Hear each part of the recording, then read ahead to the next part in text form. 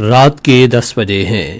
السلام علیکم، یہ ریڈیو پاکستان ہے۔ عبد القدیر سے خبریں سنیے۔ اہم خبروں کا خلاصہ۔ وزیر اعظم نے کہا ہے کہ سنتاس معاہدے کے تحت پاکستان کی جانب آنے والے دریاؤں کے پانی کا رخ موڑنے کی کسی بھی بھارتی کوشش کا پوری طاقت سے جواب دیا جائے گا۔ نائب وزیر اعظم نے ترکی، مصر اور آذربائیجان کے وزرائے خارجہ سے ٹیلی فون پر بات چیت کے دوران پہلگام حملے کے تناظر میں بھارت کے جھوٹے الزامات یکسر مسترد کر دیے ہیں۔ ایران نے پہلگام واقعے کے بعد پاکستان اور بھارت کے درمیان کشیدگی دور کرنے کے لیے ثالثی کی پیشکش کی ہے۔ اور لاہور میں پاکستان سپر لیگ میں لاہور قلندرز ملتان سلطانز کے خلاف 186 رنز کے ہدف کا تعاقب کر رہا ہے۔ اور اب خبریں تفصیل کے ساتھ۔ وزیر اعظم محمد شہباز شریف نے کہا ہے کہ پاکستان ایک ذمہ دار ملک کی حیثیت سے واقع پہلگام کی کسی بھی غیر جانبدارانہ، شفاف اور مستند تحقیقات میں شامل ہونے کے لیے تیار ہے۔ انہوں نے آج کاکل میں پاکستان ملٹری اکیڈمی کے کیڈٹس کی پاسنگ آؤٹ پریڈ سے خطاب کرتے ہوئے کہا کہ بھارت نے واقع پہلگام کے تناظر میں ٹھوس شواہد کے بغیر پاکستان پر بے بنیاد الزامات لگائے ہیں اور الزام تراشی کا یہ سلسلہ بند ہونا چاہیے۔ وزیر اعظم نے کہا کہ پانی کو پاکستان کے قومی مفاد میں مقدم حیثیت حاصل ہے اور اس سے 24 کروڑ عوام کی زندگیاں وابستہ ہیں اور اس کی دستیابی ہر قیمت پر یقینی بنائی جائے گی۔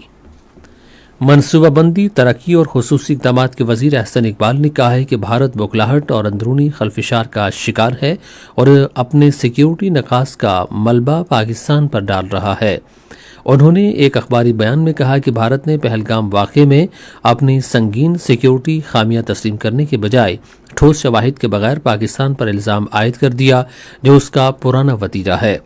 وفاقی وزیر نے بھارتی حکومت اور ذرائع ابلاغ کے غیر ذمہ دارانہ طرز عمل کو ایک بڑی ستم ظریفی قرار دیا۔ وزیر خزانہ محمد اورنگزیب نے واشنگٹن میں عالمی بینک اور آئی ایم ایف کے موسم بہار 2025 کے اجلاسوں کے موقع پر اپنی اعلیٰ سطح کی ملاقاتوں میں ماحولیاتی نقصانات سے بچاؤ، بیرونی سرمایہ کاری کو راغب کرنے اور اقتصادی تنوع کو فروغ دینے کی اہمیت پر زور دیا ہے۔ ماحولیاتی تبدیلی کے نقصانات کے ازالے سے متعلق آئی ایم ایف کے اعلیٰ سطح کے مکالمے میں انہوں نے زور دیا کہ خطرات سے دوچار ملکوں میں تیزی سے رقوم تقسیم کی جائیں۔ سرمایہ کاری کی ضمانت کے کثیر ملکی ادارے کے ایگزیکٹو نائب صدر ہیروشی ماتسورو کے ساتھ ملاقات میں اورنگزیب نے ادارے کے نمائندے کی پاکستان میں آئندہ ماہ آمد کا خیر مقدم کیا اور امید ظاہر کی کہ رواں سال سمجھوتہ طے پا جائے گا۔ وزیر خزانہ نے امریکی محکمہ خارجہ کے اعلیٰ عہدیدار کے ساتھ بھی تعمیری ملاقات کی اور پاکستان میں معدنیات کے بارے میں کانفرنس میں بھرپور شرکت پر امریکہ کا شکریہ ادا کیا۔ نائب وزیر اعظم اور وزیر خارجہ اسحاق ڈار نے آج آذربائیجان کے وزیر خارجہ سے ٹیلی فون پر گفتگو کی۔ اسحاق ڈار نے انہیں بھارت کی غیر قانونی زیر قبضہ جموں کشمیر کی موجودہ صورتحال سے آگاہ کیا۔ انہوں نے بھارت کے بے بنیاد الزامات کو مسترد کیا اور پاکستان کے بارے میں جھوٹے پروپیگنڈے کے خلاف خبردار کیا۔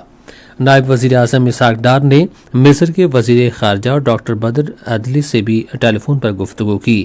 موجودہ علاقائی صورتحال پر گفتگو کرتے ہوئے اسحاق ڈار نے بھارت کے بے بنیاد الزامات، پاکستان کے خلاف اس کی یک طرفہ کارروائیوں اور جھوٹے پروپیگنڈے کو مسترد کر دیا۔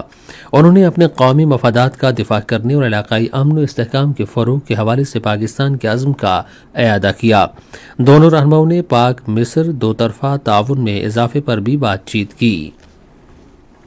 نائب وزیر اعظم اور وزیر خارجہ اسحاق ڈار نے ترکی کے وزیر خارجہ حکان فدان سے آج ٹیلی فون پر گفتگو کی۔